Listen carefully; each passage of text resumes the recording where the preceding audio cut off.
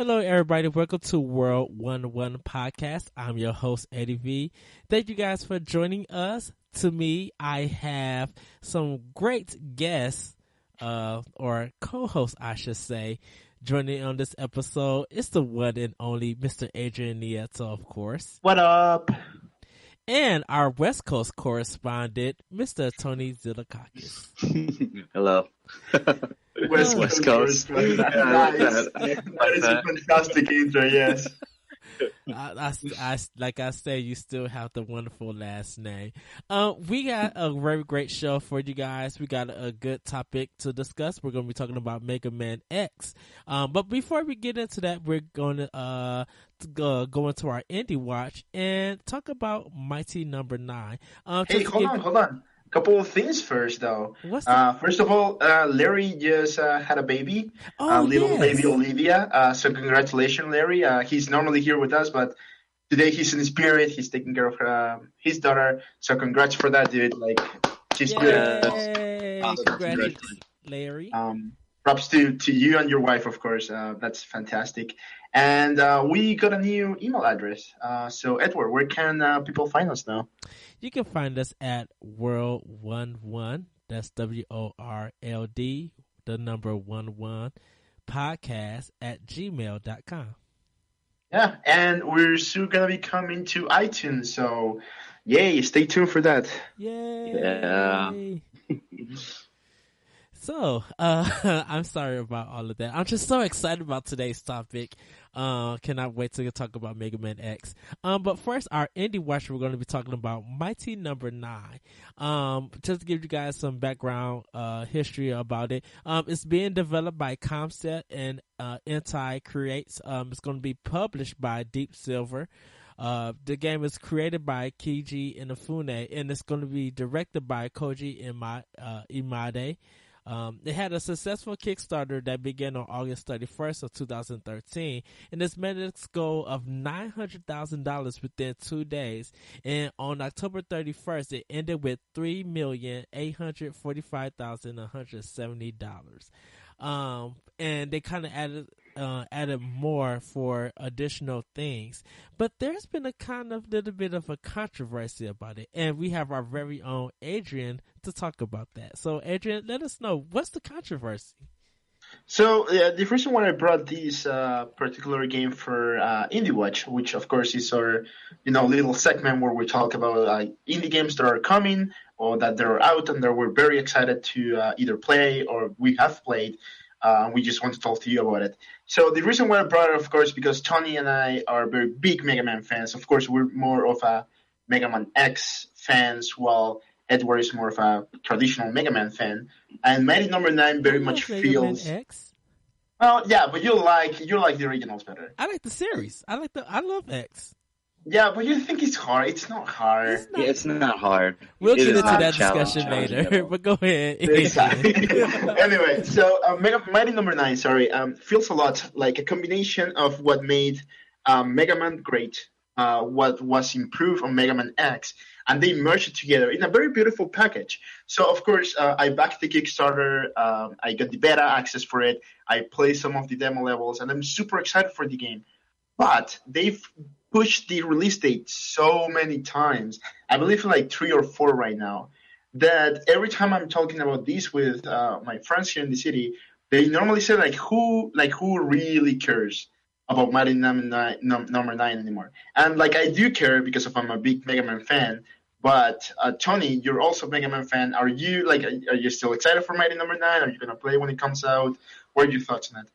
I will for sure get it when it comes out and play it. Day of. I was really excited for it when I had first seen it and heard about it.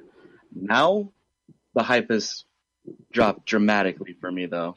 I'm not thinking about it all the time or anything like that. I'm just waiting because right now it's been delayed indefinitely, right? They haven't even said. Yeah, no, they haven't an actual date. Release date. I think they're planning it for the summer.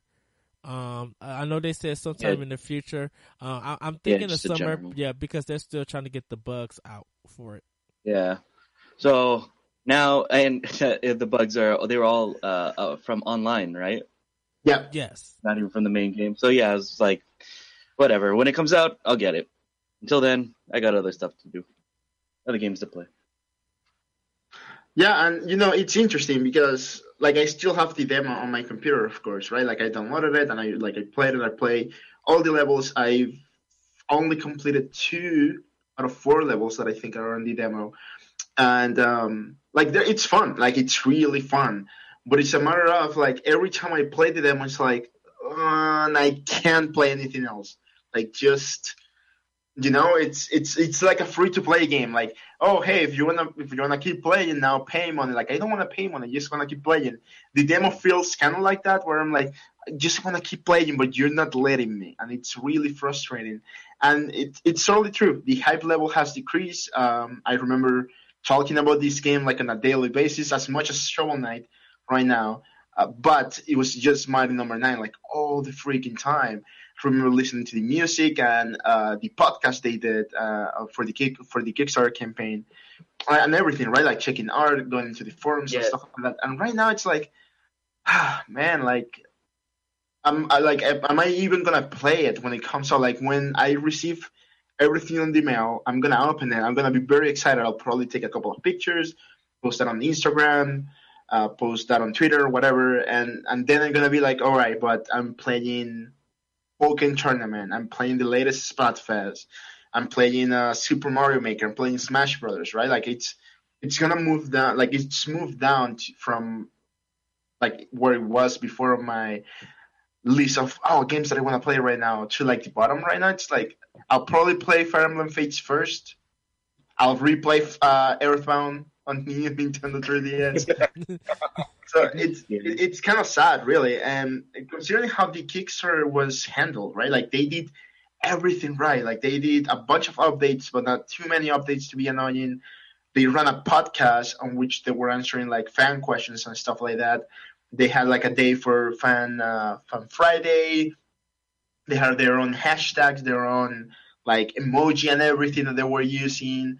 So like it was such a strong campaign that it's just sad that it's been almost 3 years and they still don't have the game. It's just disappointing, really.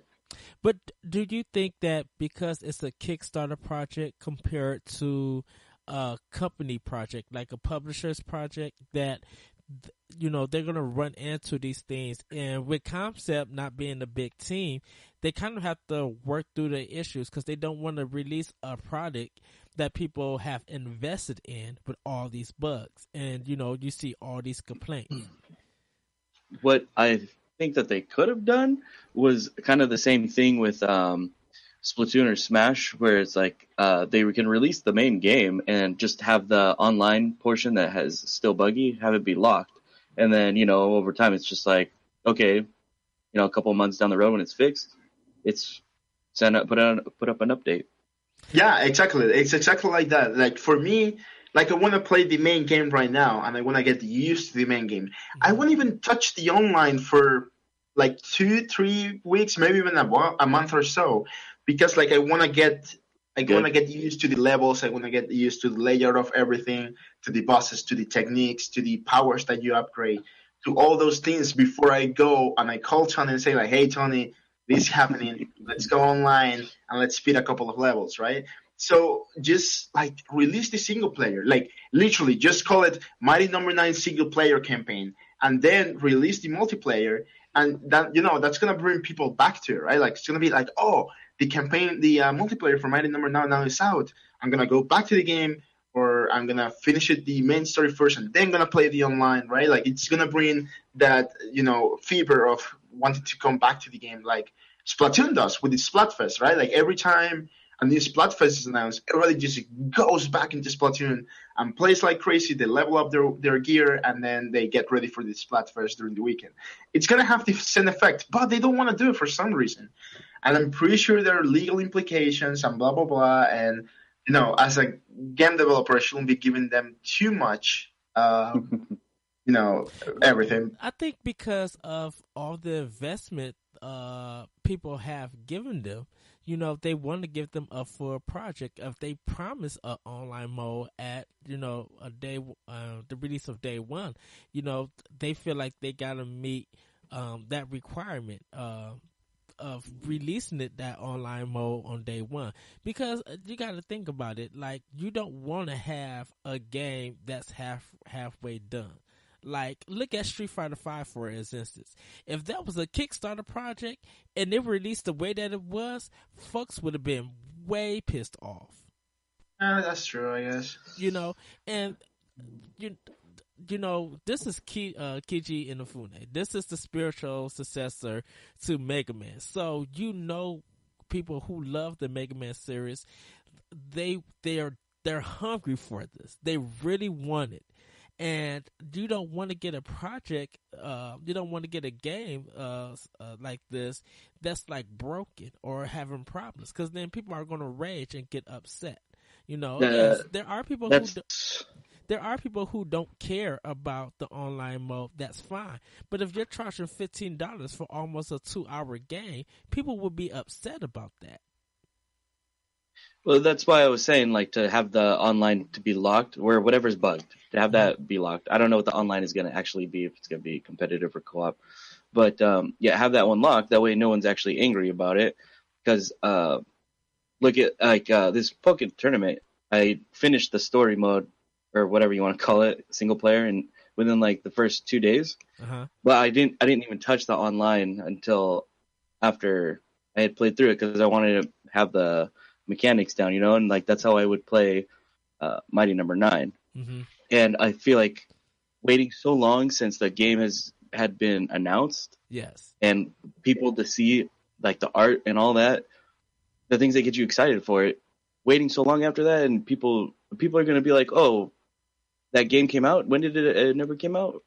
No one's going to know what's been going on with that game, because not everyone's as deep in the industry as us too, right? Yeah. And I think a lot of people were definitely mad when Keiji Inafune did that other Kickstarter for Red Ash. Oh yeah. Let's not even get started on that. Yeah. People were upset about. Yeah, people were upset about that because they haven't even released information about Mighty Number 9. They felt like, how are the world you gonna make this game that you promised to give to us, and that's not even out? Now you're doing another Kickstarter, you know. And people were even kind of upset that he did a Kickstarter for a TV show. Like, why would we need a TV show? We want the game itself. Yeah. And you know, I actually think Red Ash wasn't even funded, was it? I think it didn't meet its goal. It didn't meet its goal, but I think goal. A different publisher picked another it up. Company. Yeah. And this kind of brings fear to me about Shenmue 3 for PlayStation 4. Like, it got kickstarted, and it has all this money, and we haven't got no kind of update. We'll probably get something for E3, but I'm just like, did you back it on Kickstarter though? No, I didn't. Exactly, because like normally they release, you know, smaller updates that are not, you know, public worthy, quote unquote. Only to the backers. Only to the backers on Kickstarter, right? Like last week we were talking about Mystic Searches, a game that I'm very much looking forward to, which was a Kickstarter campaign as well, right? And Joe, the creator of it, he released like 2 very big videos with 2 like big updates, basically, right? And like he released one that was just like public, right? It was just spoiler free, where the project is at and stuff like that, right? And then he released another one which was private, only for backers, including all the spoiler information of where things are going, and like it's very exciting, right? Like I saw the video and I'm like, man, like that's really cool. I hope everything you're working on gets completed and the game is actually released this year, because I literally cannot wait for that, right? So I mean, if you're a Kickstarter backer for Shenmue, you're probably getting a bunch of updates. If you're not, then that's why we haven't seen anything. If you are, though, like, write us an email, world11podcast@gmail.com. Let us know if there's been any updates on what you think about Shenmue as well, or Mighty Number 9, whatever, right? Right. And it's weird because you would think that like other video game news sites will even publish that private information, give it to them. Like sometimes they don't care, though. Like, what's the point? But that's if that person backed it up. I guess. because it's kind of, well, it's not weird. I mean, I understand, like this is extra information for our backers. Of course they need the more information compared to people who are just waiting for the game who didn't back it up. So I can see, which now leads us into our main discussion, Mega Man X. It was released for the Super Nintendo in America in January of 1994. This is a game that I absolutely love. Yes, it is challenging. It is very challenging, but the Mega Man games has always been challenging. And we were playing different video games. This is how the discussion came about. We were playing different video games, and I got off, I think, Pokken Tournament, cause I was getting my tail whooped by Mr. Tony himself. He's so good at it. I'm not. I kicked on Mega Man X, cause we were just, talking and joking around. And then Tony hears the song. It's just like, someone's playing Mega Man X. I'm like, how did you know I was playing Mega Man X? And he was just like, oh yeah, come on, let's go. And that's how we came about this discussion. Definitely for me, I had to ask you guys, where were you at when this game came out?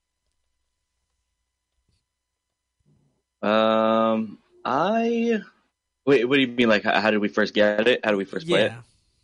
I remember my brother got to pick like a game for a Super Nintendo, probably for his birthday or something like that. Mm-hmm. And so, we were at Toys R Us, and he had liked, I guess, Mega Man from before. I never even played any Mega Man games before that, but he picked it, and, like to this day, I'm the only one in my family that ever beat it, but nice. Yeah.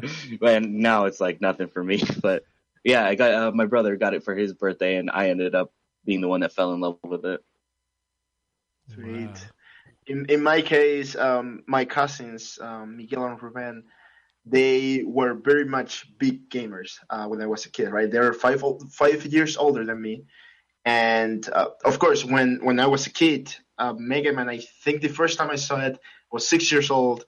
I didn't have any console. I believe maybe just the Genesis back then. And of course, they had a Super Nintendo and they had Mega Man X. They were just playing, but by the time I got to their place, they were like really, really late into the game. They were on Sigma's Castle, the first level, I believe, and they were fighting Bile. So I was just like sitting there watching them fighting Bile, and then the scene comes up where Zero, explodes from the cage and then just grabs Bile and destroys it itself just to take Bile's armor, right? So X can defeat him. Yeah. And my cousins just hand me over a second controller, and they were like, dude, press A so you can save Mega Man. And I was like, just like a little kid, like super excited, pressing A like crazy. And the funny thing is, like, I don't even think the controller was connected to the Super Nintendo. It may have been disconnected and everything, but like I remember that moment, right? Like I was just like super excited, pressing A and looking at at their very big CRT TV. And I was just like mind blown by this. And when Zero explodes, Bile's armor gets destroyed. Mega Man goes like, "Oh no, Zero!" Blah blah blah. And they talk for a while. Mega Man gets revamped, and then the real fight starts like new. And just that moment for me, it was just like, bling! It's what started me on this path of I want to be a gamer. I want to be a game developer. This is what I want my life to be. And ever since then, it's always been like my goal. It's been making something that makes someone else feel like Mega Man X made me feel when I was a kid. Yeah.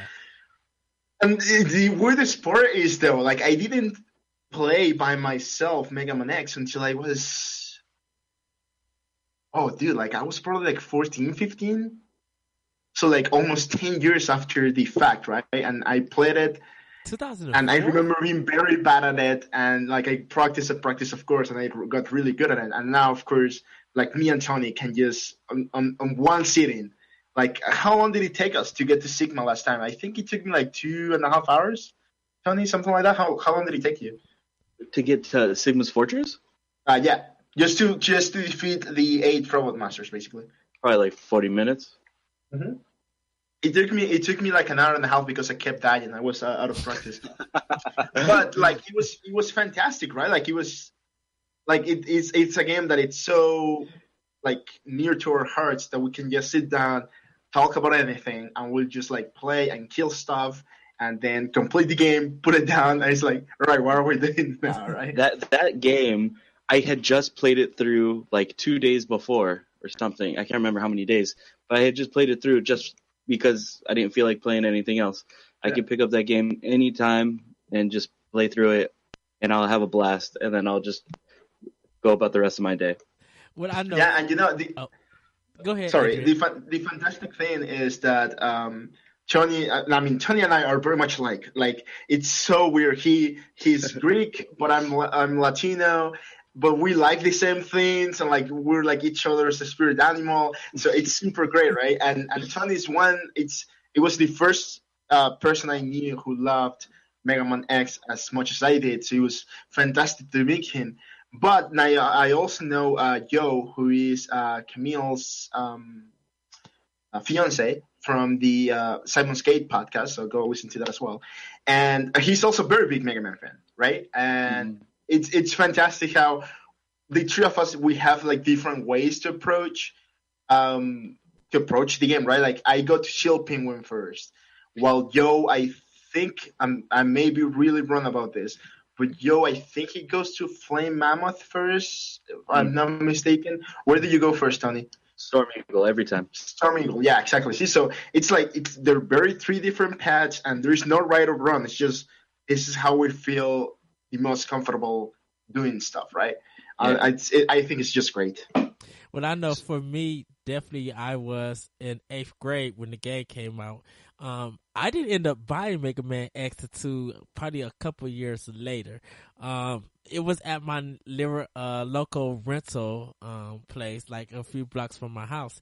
And I ended up renting the game, and I think I ended up playing majority of it like right after school. I rented it like on a Monday. Got to have it for 3 days for $2 and played like half of the game.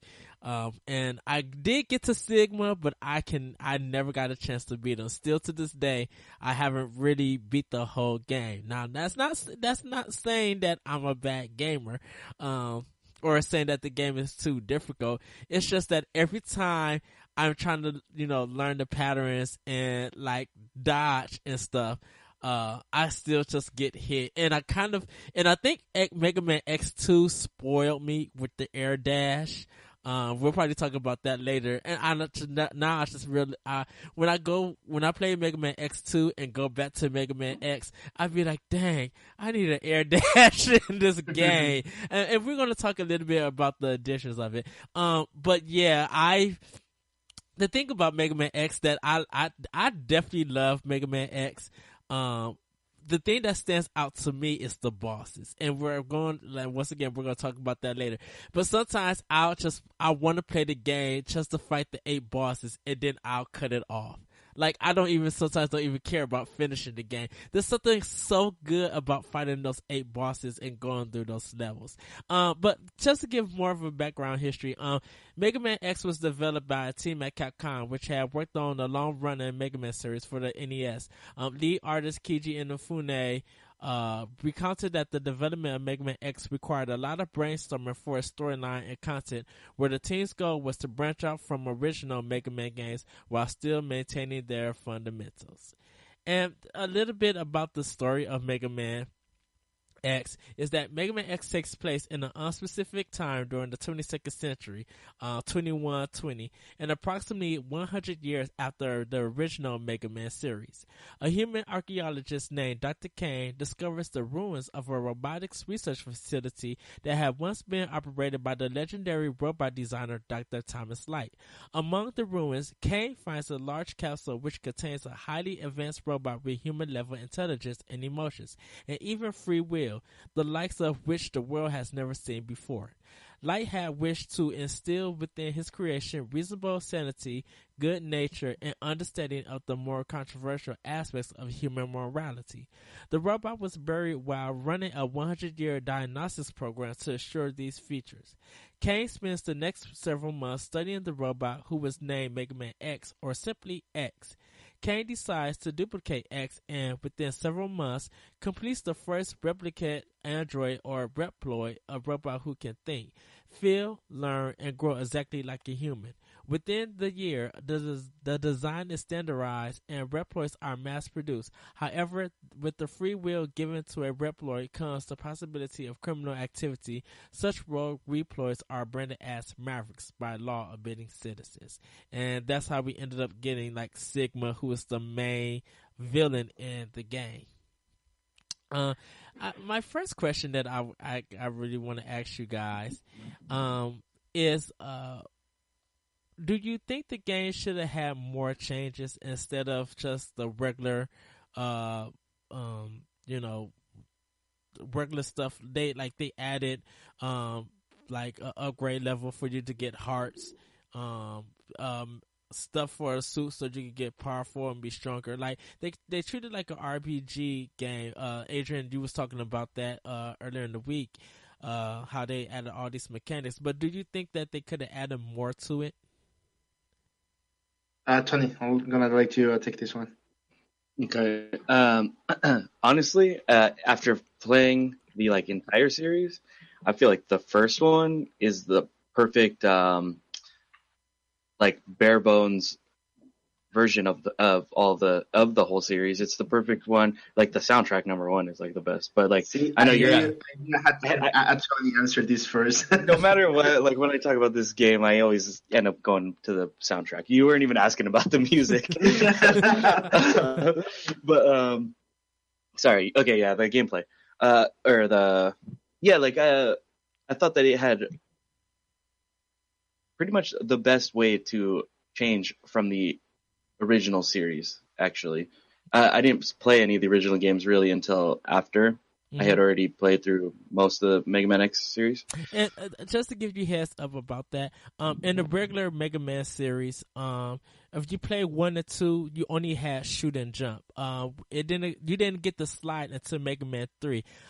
After Mega Man X4, no, not X4. After Mega Man X actually came out, I think that's when the NES version of 4 and 5 came out. That's when they started putting the Charge Buster in, because Mega Man X, this is just me, Mega Man X had the Charge Buster first before the regular Mega Man series had it.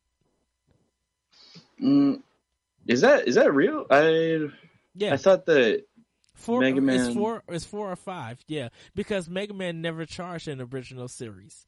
Yeah, but I thought 6 was the only one that came out after X. I think 5 and 6 came out because they were still making the Mega Man series for the Nintendo when the first one came out. Mm-hmm. That's interesting. I knew I had to let Tony answer this first because I 100% agree with everything he said. It's simplistic enough for you to just get into the game without much previous knowledge and just have a good time, right? And then you go to X2 or X3 or you go all the way to X8 and everything you've learned throughout the games, it's like compile on the next one, right? And then you're like, oh, okay, like I've done this, but I also have this new thing that I can do, right? Mm-hmm. So it's just like it is a really great way to just, man, like remember how Mega Man was only jumping and shooting? Well, what about charging now? What about just dashing with that one piece of armor? What about like supercharging your attacks? And even the Robot Master's techniques, right? Like you can also supercharge those. So what about if you like destroy things with your head or with your boots, right? So it's such a great little game, and you have the hearts that increase your health, and of course you have the E-tanks that act as a backup, basically. Yes. And like even the bosses, they have so much more personality than the original Mega Man games, but it's still like not much that you will feel like frustrated, right? They still have, how many attacks do they have, Tony? I think they only have like 3 or 4. About 3 Oop. attacks. Two, Like about 2 or 3. 2. Yeah. One. Oh, the bosses? Yeah, exactly. Oh, yeah, they usually only have like 3, 4, I think is most. Yeah, exactly. So while on the original Mega Man games, it was just like the one attack or the one sequence that you were, easy to get used to. Well, not easy because those games are really hard. But if you were paying attention, you could basically understand their pattern and attack them properly. While on Mega Man X, they have like more of a bigger variation, and even when you think you know what you're doing, you're not. You still get killed.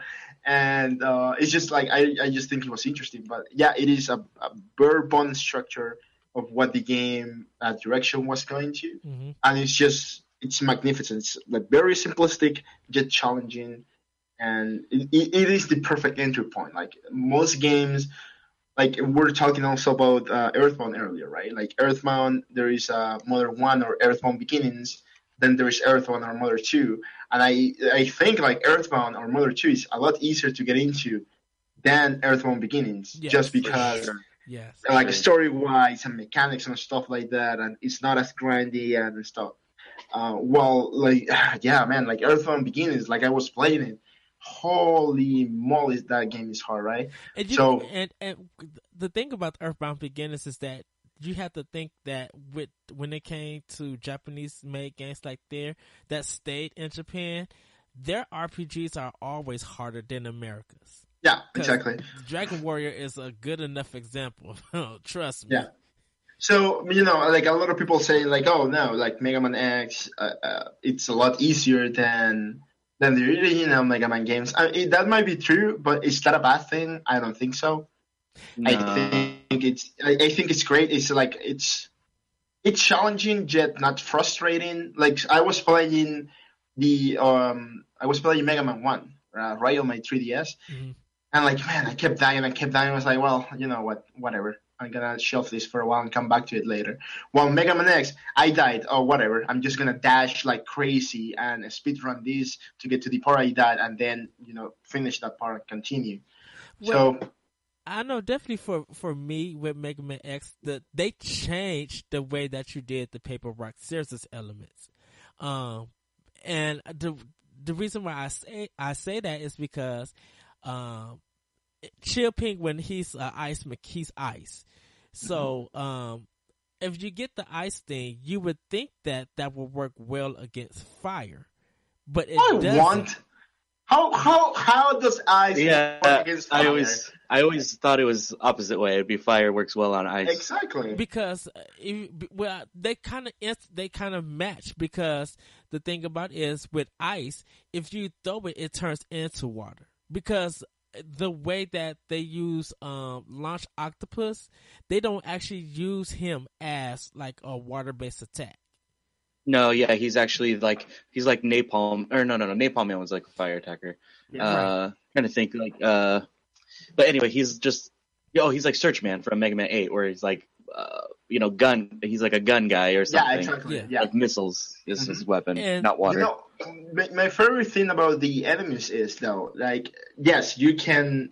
Every enemy has a weakness from another enemy that you defeated before, like original Mega Man games. But the stages themselves change depending on who you beat first. So, for example, we'll get into that. Okay. Trust me, we'll get into that. That's one of the questions.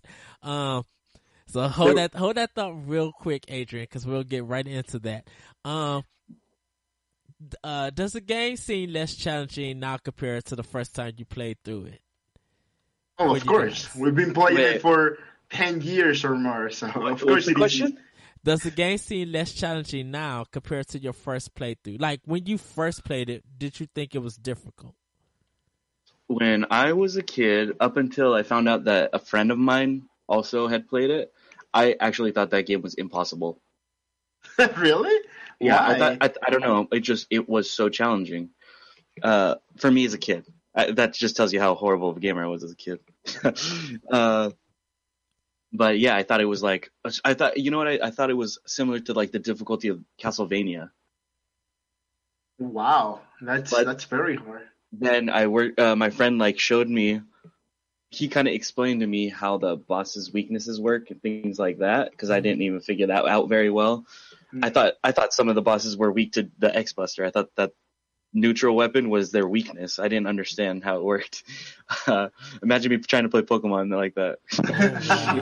Well, it's actually funny because for the most part, I defeat the Robot Master using just the X Buster. Mm-hmm.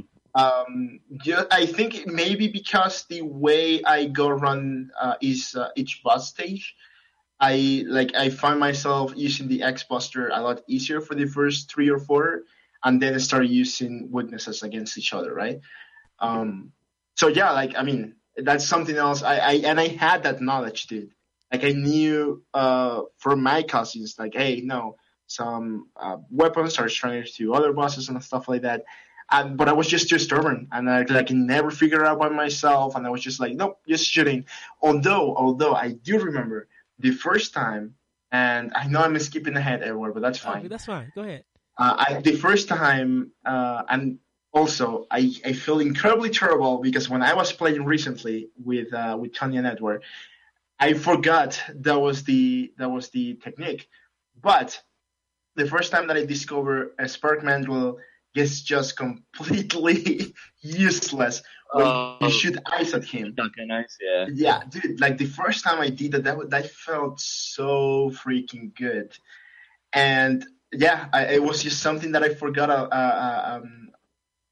recently, and I was just like, hold on, which weapon is this guy's turning around? And it's like, all right, and of course made things a lot easier. But yeah, the first time that I did it by mistake. I think I was just like charging my Buster, and I pressed L by mistake, and it changed to Chill Penguin's weapon, and I shoot ice, and he froze, and I was like, oh, okay. All right, I can get behind this. Yeah, exactly. That's really cool. But and I was like 14, 15, so that was a long time ago. Did you guys think that because you didn't play the regular Mega Man series that you didn't understand the mechanics? I think because Mega Man X was like probably your first Mega Man game, right? Yeah, I played the first Mega Man game for like 5 seconds when I was like a baby, so I don't remember any. I didn't know about that. What I'm trying to remember is if I played Mega Man X before or after the cartoon for Mega Man came out, because that would have probably inspired me to try weapons. I think you probably played the series before the cartoon came out, because the Mega Man cartoon came out of actually nowhere. Like they did, like it did. They didn't even announce it. We didn't even know that it was a cartoon. They just showed a commercial. They just showed like on TV at a certain time. Here's the Mega Man cartoon. Wait, what? That cartoon's opening was so action packed. Yeah, it was. So pumped for it, and then the episode starts, and you're just wondering what the heck are you watching? I'm sorry, that theme song to the Mega Man X TV show was awesome. I love it. Oh, it's so good, so love good. It. Oh, 90s TV things. Just to give you guys a idea of the boss names: Launch Octopus, Chill Penguin, Flame Mammoth, Boomer Karanger, Steel Chameleon, Spark Mandrill, Storm Eagle, Armor Armadillo. Let me explain about why I thought Chill Penguin will work against Flame Mammoth. Because Launch Octopus doesn't sound like a water-based level, like a water base. Yes, it sounds like an octopus, but when you actually got to him, he kind of didn't do no water-based attacks. Because just the like cyclone drain, I guess. Yeah. And it was weird, so that's why. And definitely for me, the first time I played it through, I went through every level, and I died on purpose so I could learn the level and learn the boss attacks. Like I didn't really try to seek out because I didn't know what was gonna work against what. So that's why it was weird to see that Chill Penguin could break not Spark Mandrill. Spark Mandrill, because he's electricity. Yeah. It was tipping works on Spark Mandrill. Yeah, it was weird because you would think something like Launch Octopus, like if you got a water-based attack against them, that would somehow work against Spark. I didn't know that Ice would beat like Spark. It was kind of weird to me because even Flame Mammoth, he throws out oil. He doesn't throw out a really flame attack throughout the whole He thing. has one move where he shoots like the balls of fire, and if they hit the oil that he throws down, the oil will light on fire. Yeah, that's super annoying. And plus, he jumps up and hits the ground, and if you stay on the ground, you fall back. Which that was so weird. One thing. Go ahead. Can we go back to the first question? Was additions to the game from the first? I thought like the first when you play the original Mega Man, it feels like half the time the bosses are literally just trying to like walk into you so that you can get hurt. Yep. Mega Man X, it feels like they changed it. So like when Flame Mammoth does his jumping thing, it's like he's trying to land on you, or Armored Armadillo is trying to roll into you, things like that. It didn't feel as much like, I don't know. It felt like the bosses were actually like trying to use their attacks on you instead of just like run into you and hurt you. Yeah, exactly.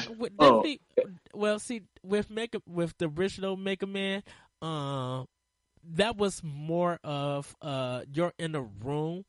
And normally when it came to platforming games with 2Ds, that the whole level was screened, so you would have room to be able to defeat it and dodge. But you're fighting a robot master that was designed like you, so it kind of had to act almost that they had to program it almost the same exact way. So like actually when you're playing the regular Mega Man, you start running to Cut Man because you want to just like make sure that your shots hit him more and more to get his energy down. So that's why the bosses seem like they're running into you because they're trying to get your energy down quicker too and kill you. But like when I've always played, whenever I played Mega Man X, I never thought of this. But when I played the original games, I was always like, how come Mega Man doesn't hurt them when they touch him? You know, because they're all like robots. Oh, how come the bosses don't get hurt when they touch me? I never thought of that with Mega Man X though. You know. Because it always felt like their hits were always like intentional. Yeah, that is interesting. And then I had another. Oh yeah, and my other one was the coolest addition from Mega Man X from the original series is the wall kick, or the wall climb, whatever you want to call it. Yeah, that makes it completely changes the way you play the game and fight the bosses or get around the maneuver the levels. It feels so good and natural. So good. You have no idea how many times as a game developer I've tried to replicate while jumping properly. I've never been able to do it right. Like it never feels like it's not like I'm trying to copy exactly the same, but it's like it's not even close. Like it's either like very jumping or very laggy. Like it doesn't feel right. Like when you wall jump on a Mario game, for example, you like jump very high and then you just keep on jumping. Yes. When you do it on Mega Man X, like you can make like a very short jump and just get back to the wall, right? And it's like super quick. Like I'm just trying to get quicker to the top of the level, right? And just like click, and you do it really quickly. It's just so fantastic and so tight. And sometimes actually that's like the only place where you can hide from enemy attacks. Is up in the top corner, right? Exactly. Yeah. Like for Chill Penguin, you do that a lot, or at least I do that a lot. But it feels good once you get the dash, because to me, when you get the dash in Mega Man X and you're doing the jumping around, it feels like a Sonic game almost, but it feels faster. Definitely for people who are doing speed runs. Like if they could use that at their advantage and just like get and kill them quickly without getting hit, it's amazing. It feels good control wise doing it. Because trust me, if you play Strider for the NES and you try to do the wall jump on that, it's terrible. Where Mega Man X is just like, it's perfect. What was cool about the dash is that they made it, you could do it two different ways. You can tap forward to dash or press, whatever button you have it set to. I always use A. Mm-hmm. So like for certain times I'm pressing, if I have to jump a big gap, I do forward and then dash jump over it that way. But if I'm doing a dash off a wall, I always do it with the A button. Dude, I'm always using R. That was like the first thing that I remember changing when I was playing this. It was just like I always use R. And you know what? Like I was able to pinpoint the reason why I use R, and it's because again, I grew up in a third world country. It's not easy to find games most of the time. So I actually had to emulate Mega Man X the first time that I went through the entire thing. And, it's very awkward playing on a keyboard, of course. Like, it's super awkward. But I had set up my A button on the R key on the keyboard. So for me, it was always like, oh, that's my dash, right? So it's R. So whenever I'm playing with an NES or not NES, sorry, Super Nintendo controller or a classic controller in the Wii U or something like that, I have to use R because my brain is already fixed into remembering, it's R. That's how you play it the first time.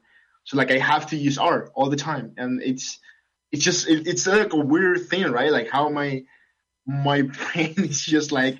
Yep, just use R. I could probably explain that because when I played it originally on the Super Nintendo back in '94, I had to switch it to R because when I'm holding my Y button to charge it and doing B like the jump, I kind of need when I want to like jump over and make a gap and try to get an opening while still charging, I need to like hit my be able to hit the dash button. So when I'm doing it, my on my right hand, my third finger from the right, third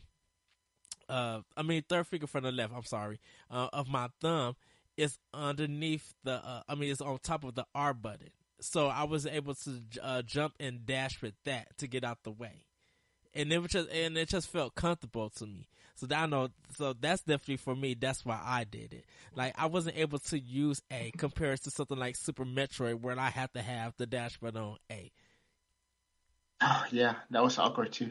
Remember them now. Going back again to changes in this game, in the series, was something that I wanted to talk before was how the levels themselves change depending on who you beat. Oh, yeah. Yeah, and that's the next question. What did you guys think of the level effects when you defeated certain bosses? Yeah, exactly. So Flame Mammoth's level gets affected by Chill Penguin if you beat him first. Right, so there's no lava running around, and you can just like walk through the first part of the level, just go underneath, and you beat all the enemies. It's like super easy. But see, don't you find it weird that his power changes his level, but his power doesn't work on the boss? No, because it gives you the opportunity to see it both ways. Yeah, that's true. I mean, I believe, and Tony, you can correct me if I'm wrong, but I believe Launch Octopus, if you defeat him, there is no electricity on the Spark Mandrill's level. Is that true? No. Launch Octopus affects Sting Chameleon's level. He puts water into the forest. Yeah. Ah, okay. You're right. I think it's when Storm Eagle. It's like supposed to be like the ship lands on top of the factory or whatever that is Spark Mandrill's level power plant, I guess.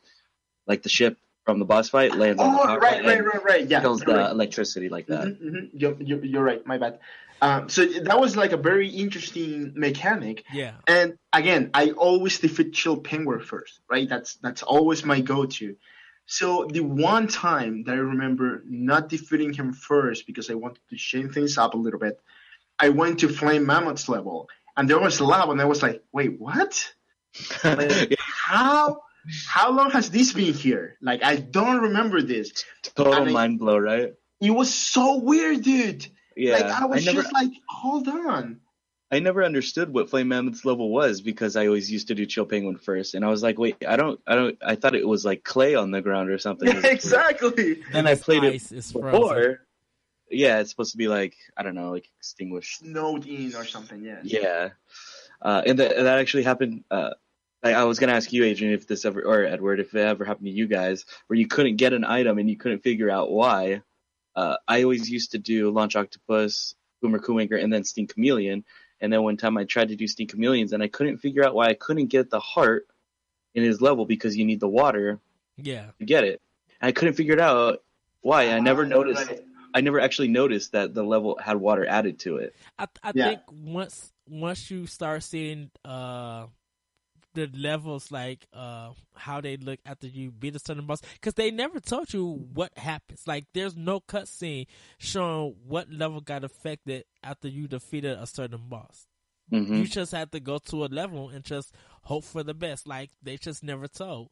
I kind of figured it out when I went there and I slid down and I kind of jumped forward and I seen that there was no other platforms, or like even if anyone who say the old Mega Man series, the glowing platforms, they'd be like boo, boo. They like go in and out and they had do a certain pattern. Those didn't appear on that level. So I was just like, okay, there's a big gap. I guess I gotta come back to this. Mm-hmm. It's so weird to talk about stuff like that right now, though, right? Like, oh, there was lava on this level, or right, the ship crashed into this level and it cut off the electricity, or just like you talking, like, oh, like I needed to defeat the other guy first and then water and blah blah blah, right? So I just think it's interesting how this game had so many little things. Even at the end of the highway stage, the ship that's dropping off those cars, that's Storm Eagle's ship. All right. Yeah. When I noticed that, I was like, oh my God, that's so cool. Yeah. Oh my God, dude, 22 years, and I just realizing this now, like. Holy crap! That has to be a big ship. It really was. It was. But you know what, Tony? It's stuff like that. Me and Adrian thought on Storm Eagle stage that you had to use the fire to do the fire pipes. Oh yeah, to the get tanks. Further. And you was just like, no, any special weapon would do. I'm like, any special weapon would do. And we tried it, and we just like, all my years that I played this game, that never crossed my mind. I think because of the flame. Even the regular Buster. You know, that's actually fantastic because I remember we were talking about that, and when I was doing my speedrun recently, I got to that level, but I already had Flame Mammoth's power. So I just shoot fire, and I was like, man, like I should have tried just the busters to see if it's right. And I know you're probably right, but like I have to see it with my own eyes. Mm-hmm. So like I'll probably go back and play again and just shoot with my busters to see if it actually gets destroyed or not. Which I'm not saying that you're lying. I'm just saying like, man, like I really have to see this with my own eyes. Yeah, honestly, what I always use actually to take those down is the Storm Tornado. I don't even never use the flamethrower. What's it called? Well, but like you go Firework. back to the level after. Yeah, I always do Storm Eagle and Flame Mammoth and Chill Penguin, and then after Chill Penguin, then I go back to Storm Eagle and Flame Mammoth. And then I go to Storm Spark Eagle Control. Storm Eagle has The helmet upgrade. The helmet upgrade. You need the helmet upgrade and the heart. You have a heart to too. get the heart, you need the leg boost and the helmet. Oh, and the helmet you need the leg boost. Yeah. And then and the sub tank you can get on your own. Yeah. Anytime. Yeah, I thought that was kind of cool. This fact of when you go in and you defeat that on Storm Eagle stage, you go up to the top, you get the energy tank, but when you defeat that boss, the whole glass breaks. Mm-hmm. That was so cool. I was just like, as a little kid, wow. I thought that was like amazing. The one thing about this game, it was probably the first game that I was like impressed by sprites, animated sprites. Yeah. This was like the first game. Because it was more detailed. Well, of course, the Super Nintendo was a little bit more It's popular. I had already played Super Mario World and Super Metroid. No, not Super Metroid. It just allowed more detail and for them to do, give them more emotions, like really make the bosses feel like threatening and stuff. And weren't you, Edward, the one you said you brought up when you're almost dying and it'll Mega Man X's animation, his neutral stance will change to him like heavy breathing and his crystal will flash. Yeah, that's something so cool. And then like once you get more energy, he kind of goes back and like he's being powered up and stuff. Yeah. Mm-hmm. Oh, this game is just so good. Oh, I'm It's probably so gonna good. go play it like right after we get done podcasting. I was gonna say we might as well keep talking and play through it again. That's true. I'll be actually be down for that. um, does the series tone in X make the original series look goofy? No, I don't think so. Not goofy, no, because I mean we're still fighting robotic animals with Yep. a giant elephant guy with fire or a chameleon that hangs from the ceiling with his tongue. Like, Yeah, Jesus Christ. not exactly more mature. At least not until like 4. Until 4. Yeah, I don't think it makes it look goofy or anything. There are two different games, right? Like, would you say that Mario Galaxy makes Mario World look goofy? Like, I don't think so. They're just like they're very much different. Mega Man X is more about quick action, right? Like quick. Just go through a stage. They're very short stages, by the way, too. Mm-hmm. Just go through a stage as fast as you can, killing stuff, and then moving on. While the original Mega Man, I believe it's more of a puzzle game to some extent. It's remember where things appear, how you can take advantage of the lagginess whenever you shoot pallets in a specific order when there are many enemies on the screen and stuff like that, right? So like they're very much different. They're very different. One thing is that in the original Mega Man games, they're all kind of the stages were broken up into different kind of scenes that you have to figure out how to get through safely. Whereas Mega Man X is pretty much one big section, stage. Yeah. Unless there's like a mid boss or something. Yeah, exactly. And not only that, but like if we go to the design of each one, right? From an art perspective, right? Yeah. Mega Man X, he looks very much strong, very much ready for battle. While Mega Man, the original Mega Man, he just looks like kind of cute to some extent. Yeah. But I believe the art style, or at least the design of the original Mega Man, will be more timeless. Just iconic. Because, yeah, exactly. Because Tony and I, we love Mega Man X a lot, so we recognize X right away, of course.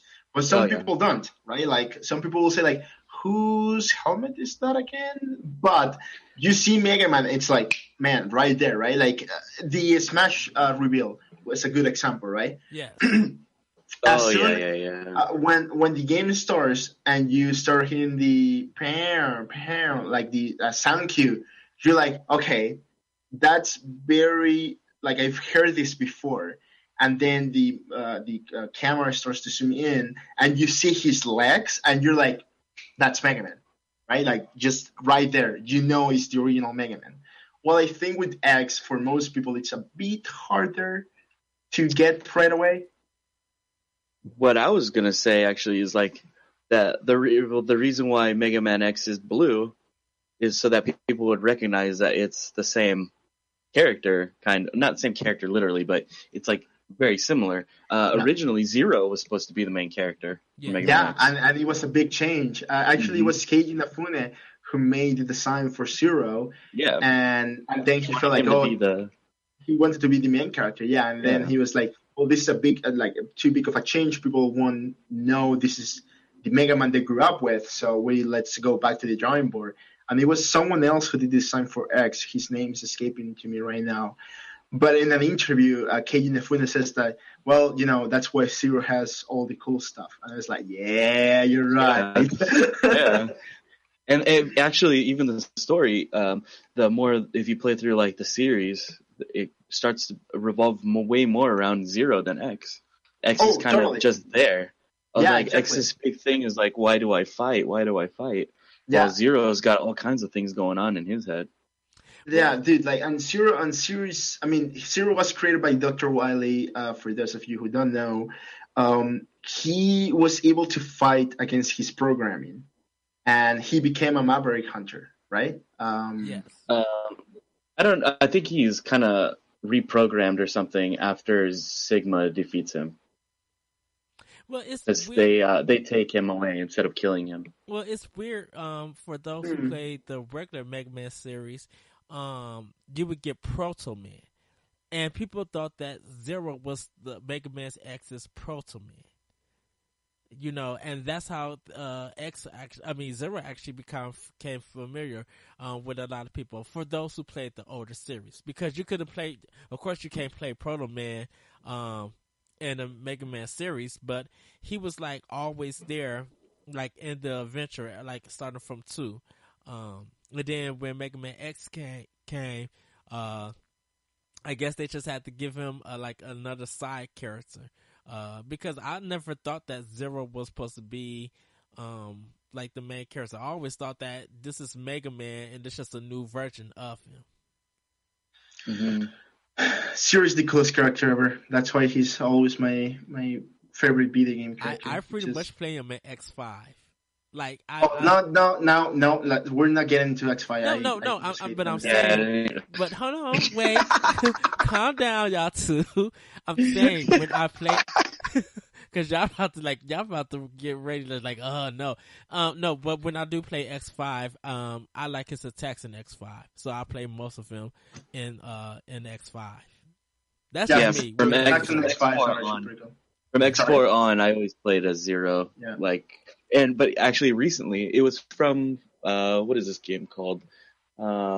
Project Cross Zone. After playing that game, something happened in my mind and I clicked and I really appreciated Mega Man X's design and his animations in that game.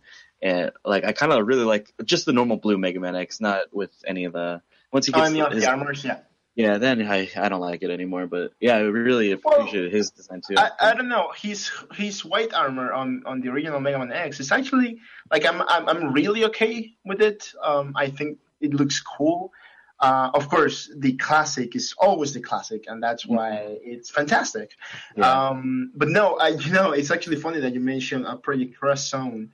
Because I remember when they revealed the game for the first time, I was like, man, that is a very interesting concept that they're trying to make. This is going to be like a strategy game. I thought it was going to be a fighting game. Exactly. It's a strategy game with some fighting mechanics, and it has all these bunch of characters together. But I didn't think too much of it. And then they announced, hey, X and Zero are going to be in it. I just flipped the table and I was like, all right, let's go and pre-order this right now. Only reason why I own it.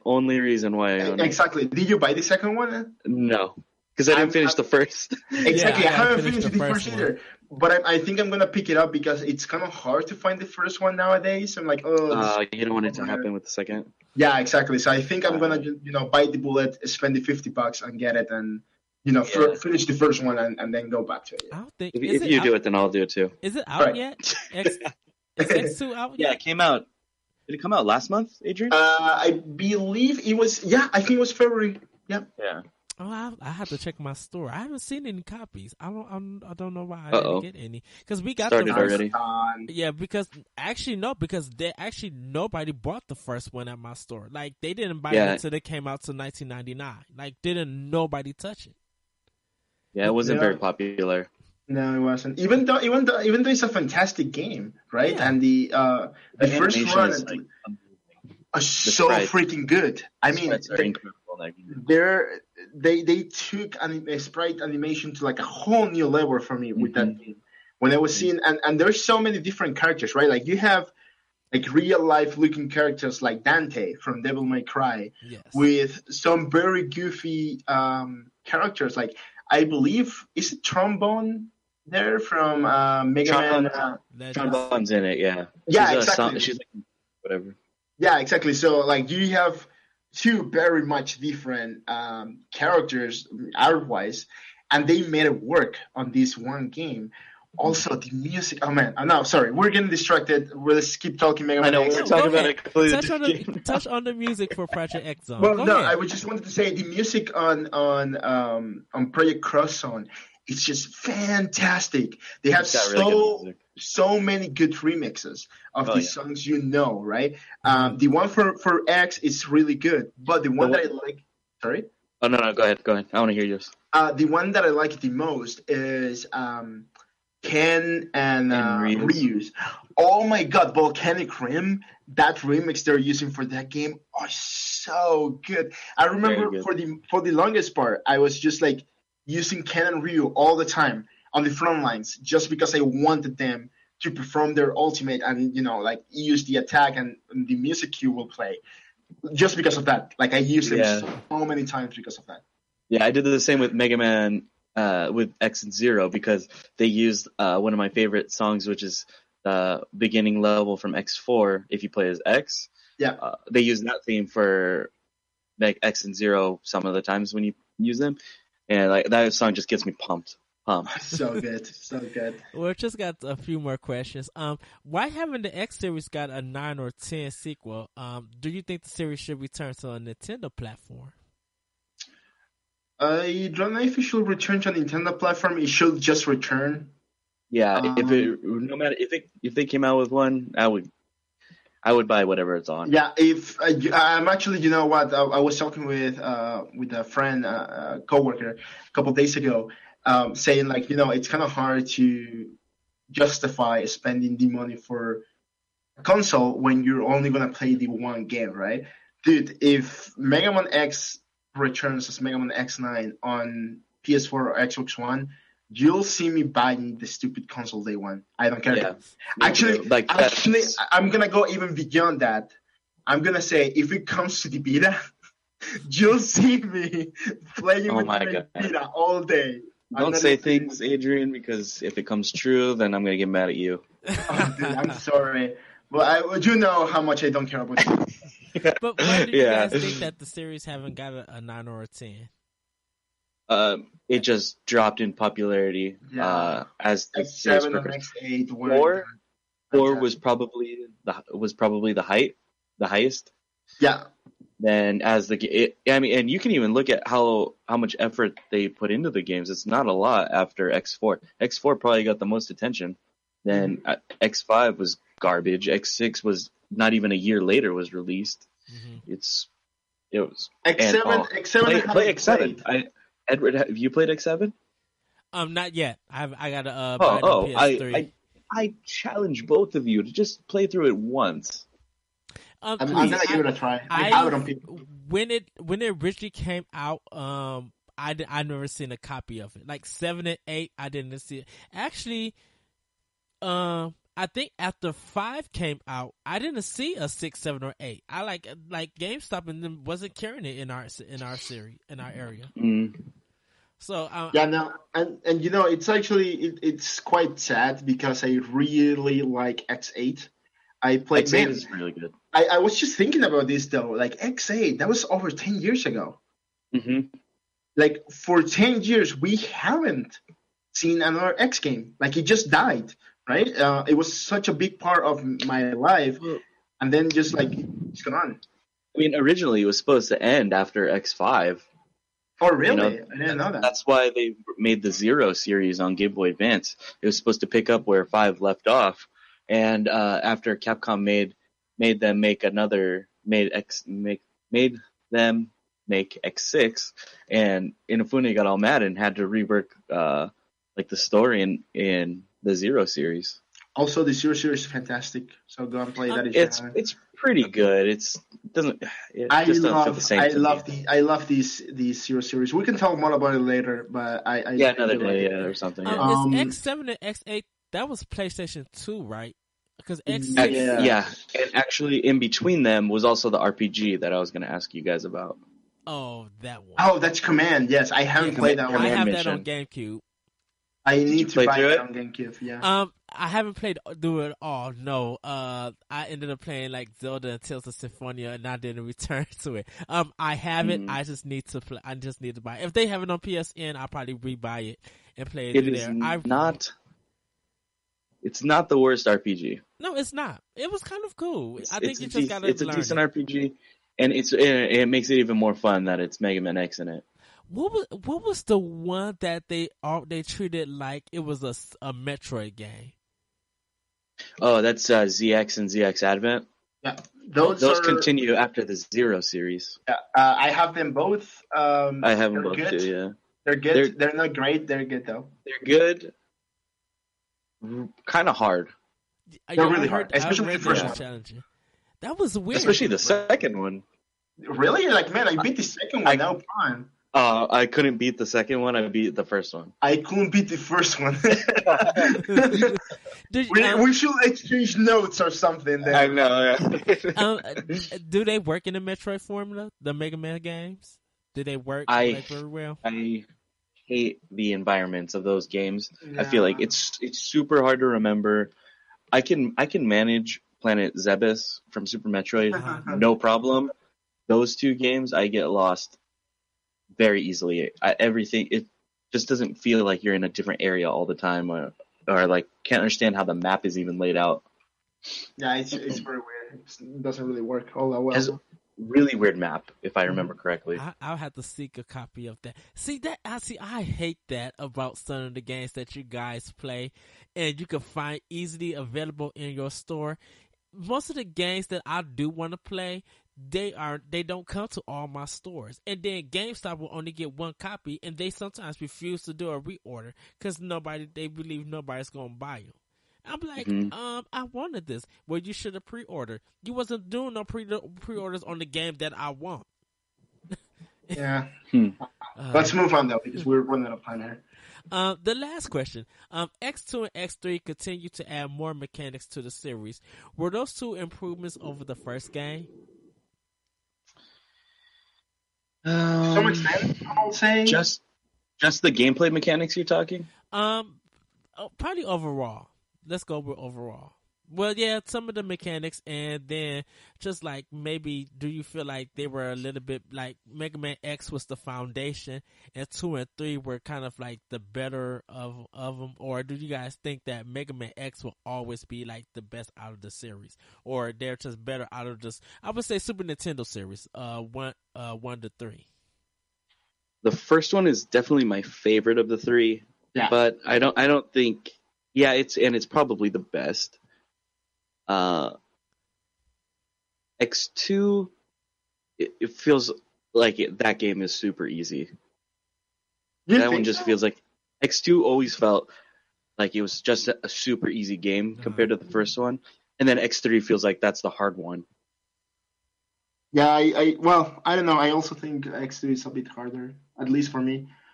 Maybe it's because the number of times that I play through X and not enough through X2 or X3. But yeah, and one of the things that kept me going with Mega Man X was the music, and the music in X2 is not a very good soundtrack in my opinion. There's only like 1 or 2 tracks that I like really love. Now, so I was like, now we're going to get into the music in a bit. Oh, we are. Okay. Yeah. Okay. Sorry. Sorry. Only reason why I say that, I don't know if any of you guys played Final Fight 2. Nope. If you ever get a chance to play it, listen to the music in that and hear the quality of the sound. I was just realizing like the sound quality of Mega Man X and Final Fight 2. It sounds very different for some unknown reason. Like the overall like it was something with the mixing or the studio quality of it, where like Mega Man X is just like perfect. It has a little kind of an echo airness to it. Where like Final Fight 2 just like it sounds very weird with the music, but it's something that you probably have to listen to and look at. So we're about to play a little game called Favorite Game Time, and we're talking about our favorite boss, our favorite weapon, our favorite level, and of course our favorite music. I'm going to start with you, Tony. What is your favorite boss, weapon, music, and level? My favorite boss from the game is probably Sting Chameleon.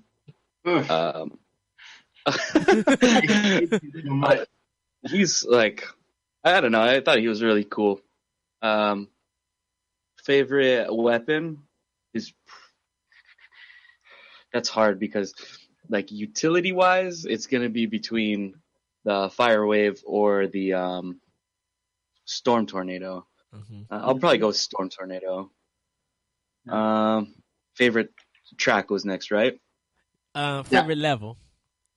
Oh, favorite level? Yes. Ooh. Probably.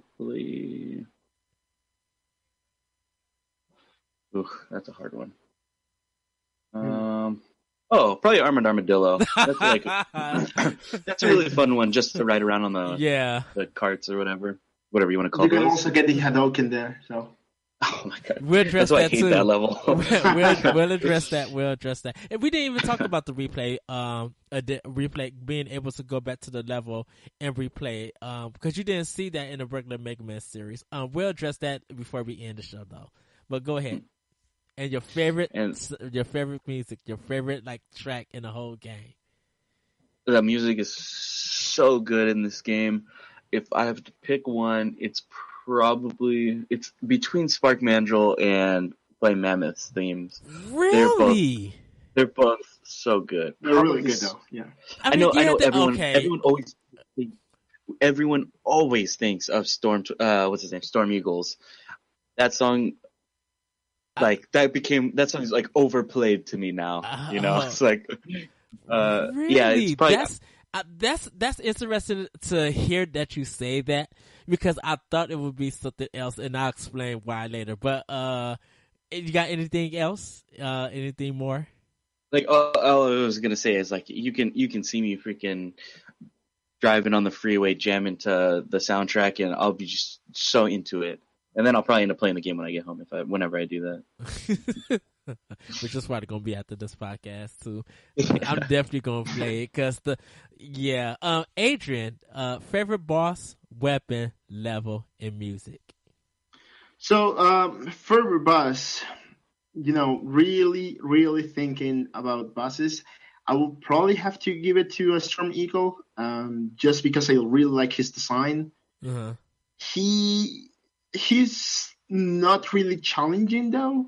So I don't know what you think, Tony, but I don't find him especially hard. Except when he throws the eggs and the things try to bite you. Pick him first, so that way you don't have the dash, and then he can blow you right off the stage. Dude, all right, that is actually I hate that. That's how you find out which boss is the hardest, is playing them all, trying to play them without any power-ups, which the hardest boss of the boss masters, I think, was Boomer Kuwanger. Yeah, he was he was too quick for me, that's why, I think. Mm-hmm. But so he's my favorite boss. For a favorite weapon, I actually gonna give it to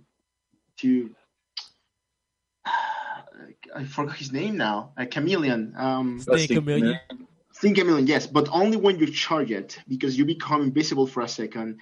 And if you go to some of the levels, it's quite easy to get hit by everything. So if you have that, just run through it and like move on to the next part of the stage. That it's a lot easier. Mm-hmm. At least in my opinion. It feels somewhat easier. I always use it in one climbing area in the first Sigma stage. There's one like where there's two. You have to climb up this like shaft, but there's all these enemies in it, and I'm not dealing with it. I just charge up Chameleon Sting and climb up. Yeah, exactly. So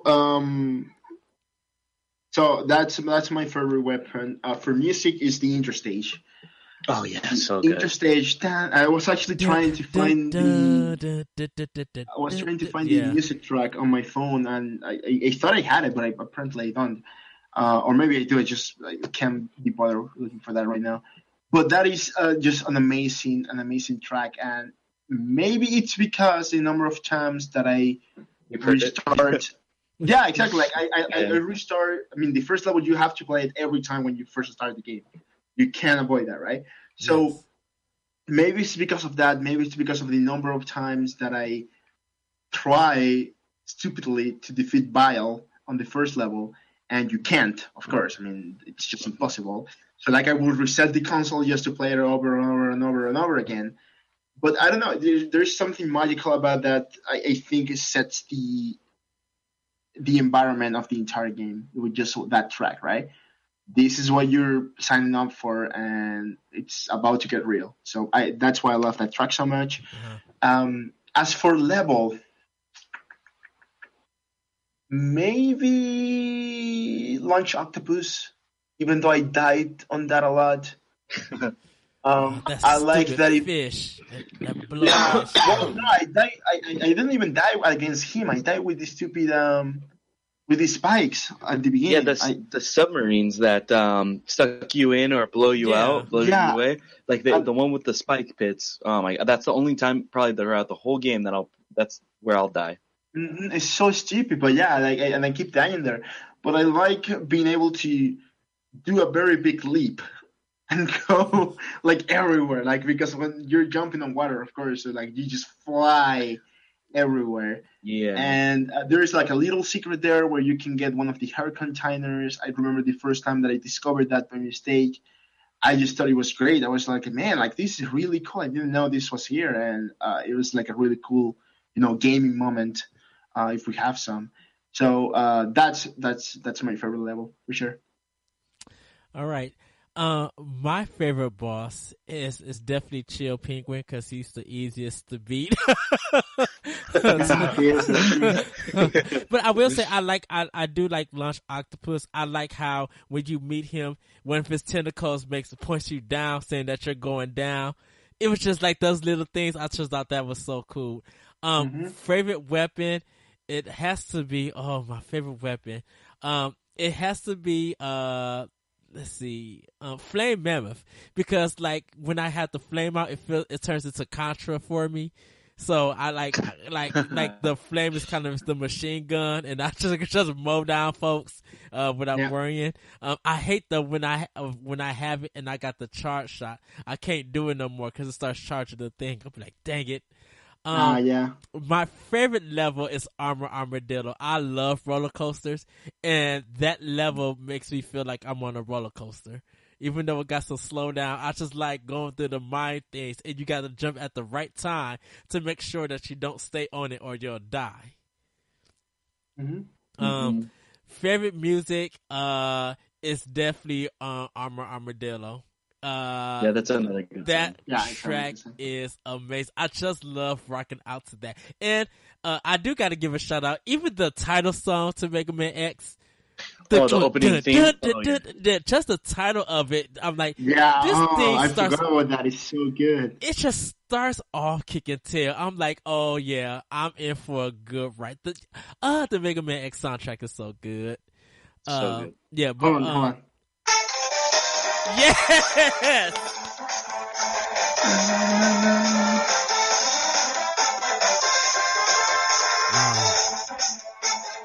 All right, that's enough for a couple more strike. So good. But that's Armadillo for everyone that doesn't know. Yeah, that music in that game is wonderful. The touch on the replay, going back to the levels, and Mega Man X allows you to go back and collect extra hearts or energy tanks that you missed. Because there are some levels that you have to go back and have the right weapon or the right equipment in order to get that following weapon or hearts.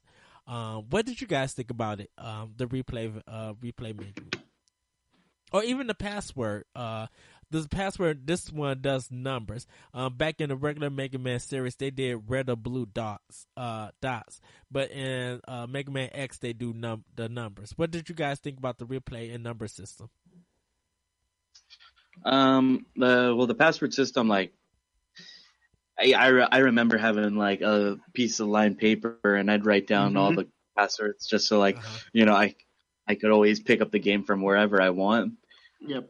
Now it's kind of pointless to me because it takes me 10 minutes to get to wherever I want. Exactly. I can have it exactly how I want it. Replaying the game though, wait, you're talking about just the levels in general? Yeah, when you're able to go back in and collect stuff. Yeah, I think it's actually really cool. Having to need like the fire wave to get the heart in Chill Penguin's level, or or like you said earlier, having already beaten Chill Penguin's level to get the heart in like Mammoth's level. I could tell you all of them, but I thought that was like a really cool way to extend the game without you kind of being bored with it. Yeah, because you have to have Boomer Karanga's weapon to go back to Spark Manager to get the E-Tank in the beginning. To get that sub-tank, yeah. Yeah. And it's true, yeah, right. Like, going back to some of the levels, I think the one thing that I like the most is how short the levels are on the Mega Man X series, at least on X1. Just because you don't have time to get bored, really. I mean, because they're so short. Like, It's for in and example, out. yeah, exactly, right. Like, for example, when we were playing together, there was a moment in which, like, oh right, I was in Flame Mammoth's level, and I was like, oh, I need the helmet upgrade to get the other upgrade. That was the Buster upgrade, was it? Yeah, the Or Buster upgrade. yeah, And I think that's still one of the hardest upgrades to get. I keep missing the jump and doing it over and over. And then yeah, when I do I get miss it, that too a lot. That one is the hardest because I think that's the only one. If you miss it, and you hit too many of those blocks, you kind of have to restart the stage to get it. Yeah, exactly. But like the thing is that I got there, right, and I was trying to get it because I remember like you need to have the boots, but I forgot about the helmet, right? So when I got there, I was like, oh, you need the helmet. So I went, grabbed the helmet, came back, but it was such a quick thing to do that I didn't think twice, right? It was just like, oh, that's easy. This is just what I have to do. Like it took no time whatsoever to do it, right? And that's what I like. And I was actually comparing Mega Man X to Shovel Knight, which is another game that I love, and everybody knows this. And I was thinking, man, like I enjoy playing Shovel Knight a lot, but like I'll play it once a year, and that's about it. I'll move on to another game, and then next year I'll want to play again, and I'll play again completely, and that's about it, right? Well, Mega Man X, just like you said, Tony, like, hey, I don't feel like playing anything else. I'm just gonna boot up X and play it for 40 minutes an hour, and that's it. Right? So this is what I like. The little levels make for a very replayable game, I guess. I do have one question though for going back to levels to pick up the upgrades. How do you guys normally get the heart in Boomer Kuwanger's level, the tower? I wait till I get Boomer Kuwanger's weapon and then You I go replay back it and do again, right? Yeah. Yeah. Adrian, you too? Yeah, I do. Okay, that used to drive me nuts as a kid. Someone did Why? it a different way. If you check on YouTube and check out one of the speed runs, I'll they tell you somehow exactly did how it a it's different way. the way that I always do it now. You have to have the arm upgrade and shotgun ice, and when you charge it up, it makes like a little sled. Oh. You ride the sled out, and it'll pull you in the direction, so you can just jump off the sled and hop up, and you can grab the heart that way. Yeah. Damn it! Yeah, I never thought about that. Because that level where that heart is located, that one used to make me so mad to have to replay through. And then a friend of mine like showed me that one, and it made the game so much better for me. Yeah. I know when I go, I think it's Spark, where you have to do the wall jump and the dash and get that little heart in the corner. Yeah, that normally doesn't take me that much time or anything. That usually be my first heart contender that I get throughout the whole game.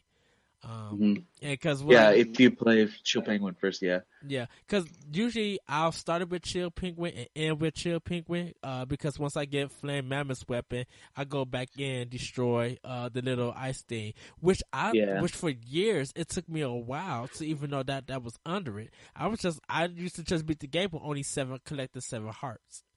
Not beat the game, but I used to like get further in the game with just those 7 hearts. I didn't never know that was underneath there. What did you guys think about the mechanic robots that they let you fight in? Oh, the ride armors? Yeah. Oh, those were. They're fun to run around and. Well, let me think, because they're in how many levels? Just Chill Penguin, and Stink Chameleon, yeah. And the second Sigma stage, is that it? Yes. That sounds all right. Stink Chameleon's level is kind of like the real first time that you get to really do anything with them, because the segment in Chill Penguin's level is like super short, if you remember. They're awesome. They make you feel so powerful. And what did you guys think of when especially they announced? Since you. Sorry. They make you feel so powerful, especially because that's the first boss that you encounter is Vile in a ride armor. and you can't hurt him. So for you to be in one finally and ride around in it, yeah, it feels really cool. Yeah. Just was about to ask you about the Hadouken fireball. Mhm. Once you collect everything, you have to go back to Armadillo's stage 3 times, and then on the 4th time, depending on where you jump at, if you was able to get up higher on it, you would get Ryu's fireball. And you do the motion for his fireball. It was supposed to be a one hit kill. But it doesn't really work always that way. And you have to be at full health. Do you guys think it was something worthy to get or not? I thought it was okay. It was nice, but it's cool to get it the first time, especially since Dr. Light's wearing Ryu's gi. Yeah. I don't bother with it anymore because I don't use it. Yeah, I remember getting it, and it was like, this is cool, but I've never played Street Fighter before, so it was kind of hard for me to actually do the gesture on my hand. However, yeah, like, it was cool. It's a cool Easter egg. There's no point to it, especially because you've defeated every Robot Master by then. So yeah, what's really the point anymore? I know X2 brought the Sharuken in it. Shoryuken, yeah. I thought that was more. I thought that was better than the Fireball. That one, it's you get it later in the game, but the level that you get it in, you can kill the boss with it in one shot. If you I don't. You have to. It kind of like combos, I guess. Maybe it's kind of funny to say it. Like, if you don't do it with the right positioning, you can only hit the boss like once or twice or however many, not enough to kill him. So it's like, it's the exact same for me. I don't know how useful that actually is. No, I think it's just a cool Easter egg to get, and that's it. Yeah, just a nice little Easter egg. And anyone who's interested in playing Mega Man X, it is available on the Wii U eShop. You'll be able to get it for, I think, $7.99 is the price for it. It's not on 3DS yet. Dude, if Nintendo and Capcom brings Mega Man X to the new Nintendo 3DS, I'm gonna lose my mind. It was on the list for Japan, for the games that No Japan's way, getting. really? So, yeah, it was. All 3 of them are. Oh, so, man. Like, if it comes out here, I mean, I would expect it to come out here as if well. they do a Mega Man X collection for 3DS, it's the ultimate sale. It's an ultimate. I would for sure buy that. I would buy it. If anyone who owns the PlayStation 2 and the GameCube, the Mega Man X collection is also available, so you'll be able to play it there. Or I think it was on find Xbox as well. Nintendo card. Oh, finding those, that's going to be tough. Yeah. Well, depending on if you go to a good thrift store or if you go to a retro convention. I'm soon going to be going to some thrift stores and do some old video game hunting soon. So if I find a copy, I'll make sure that I'll send you guys a picture.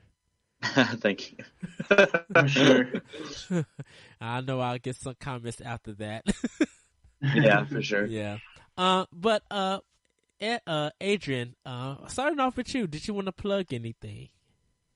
Yeah, for sure. I'm a game designer, game developer right now. I'm starting my own company. So please check out thefirstmachine.com.